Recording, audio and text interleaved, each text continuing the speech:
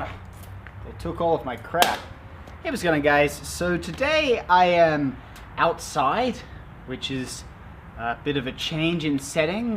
This isn't my new setup or anything. I've just moved my benches out and I couldn't film inside, so I decided to film outside. And I'm in the process of moving out, as we know, and I wanted to do one last project, complete through to the end, here in the shop before everything goes. So I've got this ivy cube here that I made a couple of cuts on because I was thinking of adding some tips to the puzzle, which I probably will end up doing sometime later. But I recently saw a picture of a half truncated ivy cube and I really just wanted to build it. It's not that complicated a modification, so let's get started.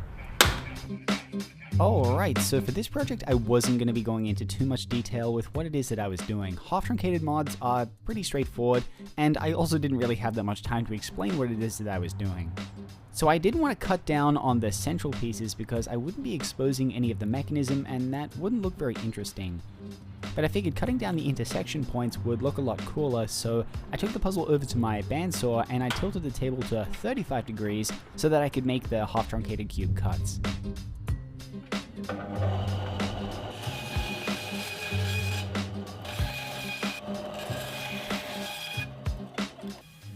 After I finished cutting all 4 of the corners and I was happy with the depth of the cut, it was time to disassemble the puzzle so that I could fill all of the pieces.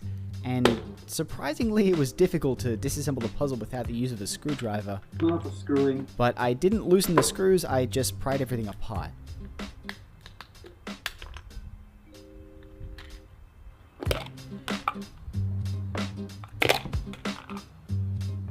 Now that I had the puzzle disassembled and I had some of the epoxy sculpted out, it was time to stuff it into all of the pieces in the centers, as well as the edge pieces and the corners as well.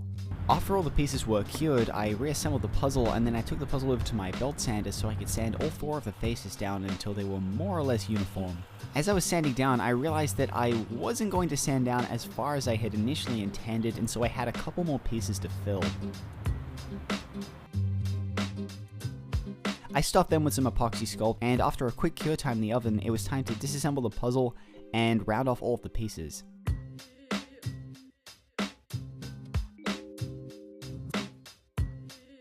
After I'd finished rounding off all of the pieces, I reassembled and painted the puzzle, and I was really happy with how it was looking. I liked the cuts of the puzzle, and I liked the very subtle curved oilsing of the faces, and it kind of makes me wonder what this puzzle would look like if I was to extend it out and turn it into a Jinx Pyraminx, which I might actually try sometime in the future. But for now, I wanted to cut the stickers out so that I could sticker this puzzle up and finish it off because I was kind of running out of time.